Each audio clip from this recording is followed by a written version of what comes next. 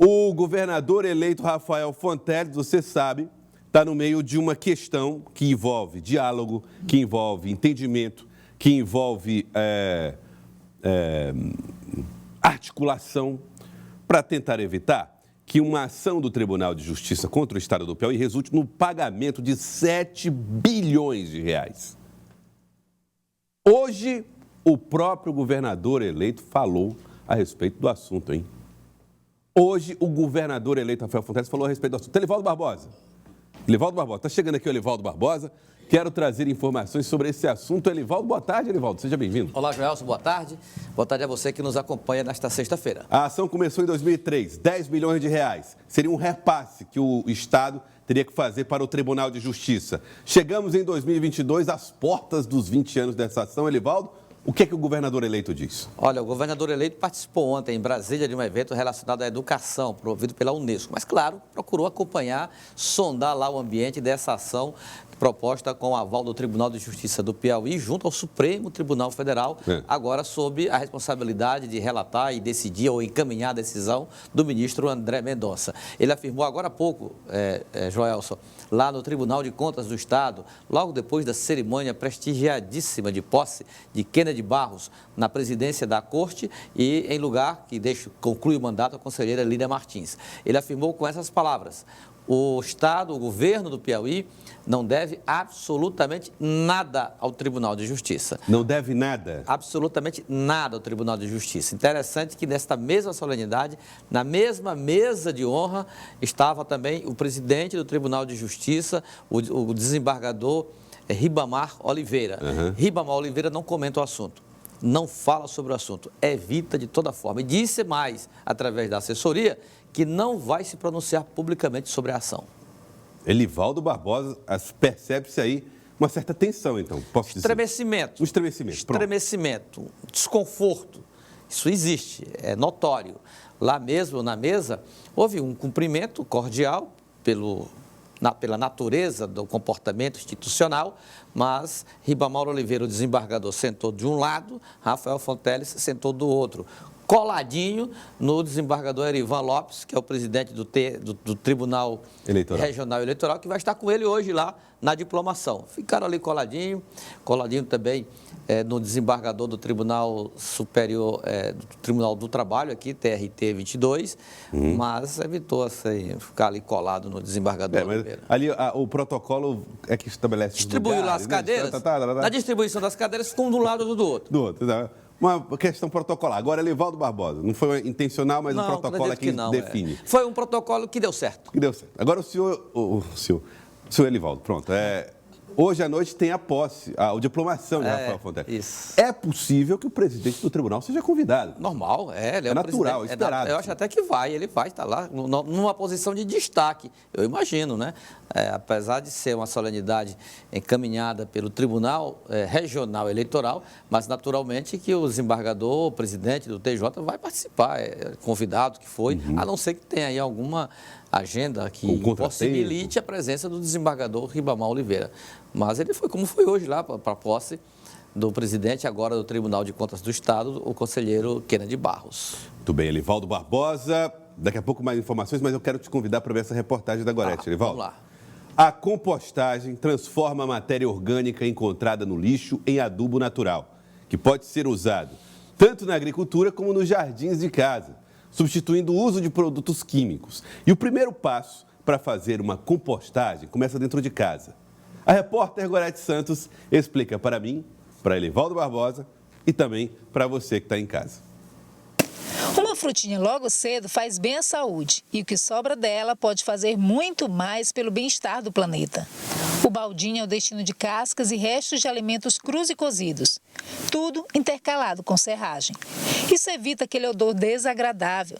Na casa de Márcio já não há desperdício. A compostagem tem transformado não só os resíduos orgânicos. A gente está tentando se adaptar, tem momentos que são difíceis, a gente descartar algumas coisas em lugares corretos, ensinar algumas pessoas, mas esse é o caminho. Eu falo das crianças aqui de casa, elas já estão com um pouco mais de consciência, elas pensam 2 vezes quando jogam o resto de balinha fora, uma casquinha de balinha fora, casca de ovo, enfim, e elas se preocupam um pouco mais. Tio Márcio, eu posso fazer isso, posso fazer aquilo, por que eu não posso fazer isso, por que eu não posso fazer aquilo? De certa forma, na prática, a gente vai ensinando, né?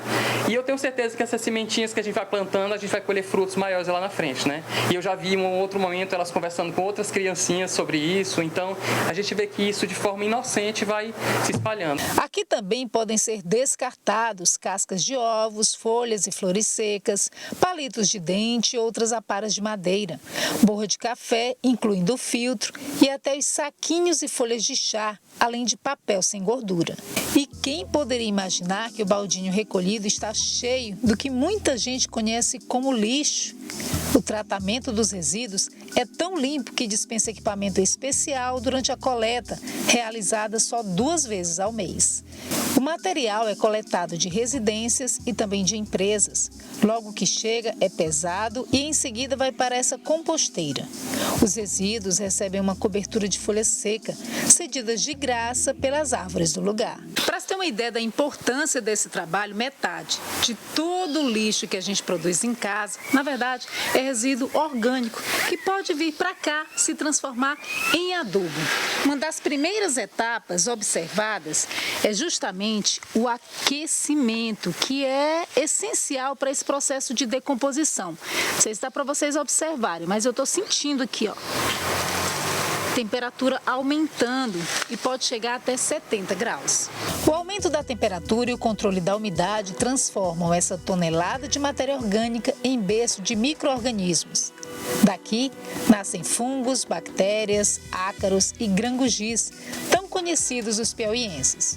Uns se alimentam dos outros, gerando trabalho a nosso favor. O aumento de temperatura na compostagem, ela acontece no começo do processo, que chegam os restos de alimentos e naquela decomposição, que é natural, que acontece, então ele aumenta e ele mata vários vermes, germezinhos. Então aumentou, né, que fez aquela decomposição inicial, aí depois ele equilibra com o carbono, ele vai equilibrando e os gangujis entram nesse processo. O ganguji, ele se adapta ao calor, ele se adapta à umidade, ele precisa, mas se tiver mais seco, ele aguenta. Então eles são importantes porque eles fazem todo esse processo de comer o resto dos alimentos e dar um adubo para a gente de boa qualidade. Numa composteira cabem cerca de 320 quilos. Depois de 60 a 90 dias, estão prontos pouco mais de 30 quilos de adubo, além do biofertilizante, ambos ricos em nutrientes. O saquinho também é de material compostável, feito da fibra da mandioca.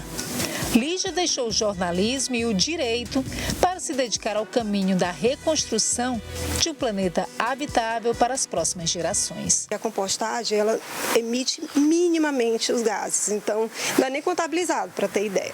Então você tira os gases, você não polui e você consegue um adubo riquíssimo, que é o composto orgânico.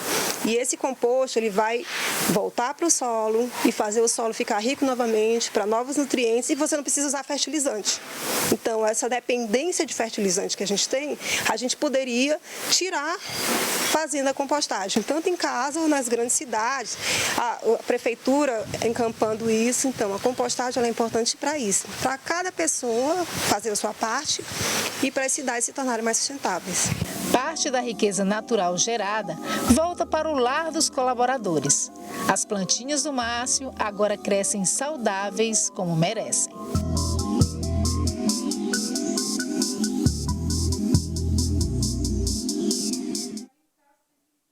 Ideia, Elivaldo Barbosa, sustentável com produtos com resultado daquilo que nós mesmos produziríamos de lixo no dia a dia. É verdade, Joelson. A belíssima matéria da Gorete Santos e da equipe que foi com ela mostra exatamente um princípio fundamental da sustentabilidade.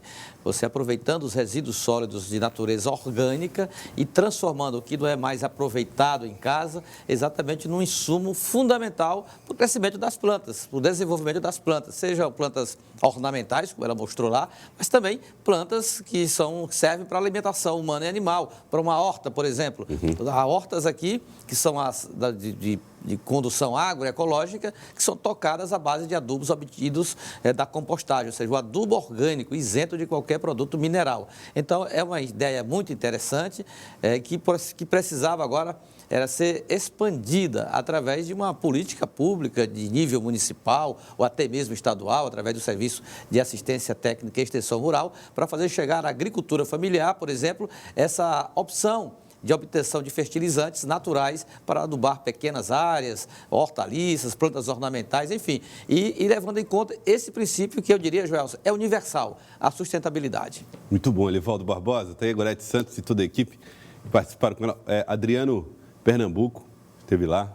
Ótimo. E Adriano, trazendo aí também essas imagens. Maravilha, então. Parabéns, então, a toda a equipe e também a advogada, jornalista, que deixou essas missões importantes para se dedicar a esse trabalho natural, que é de transformar o que se chama de lixo, se convenciona chamar de lixo, mas que não é lixo, é matéria-prima para um produto nobre, para a sustentação da planta e preservação do meio ambiente. Muito bem, Elivaldo Barbosa. Obrigado, Elivaldo. Até mais tarde, Welson. E mais uma vez aí, parabéns para a equipe Gorete Santos, Adriano Pernambuco e Célio Roberto, que trabalharam nessa reportagem.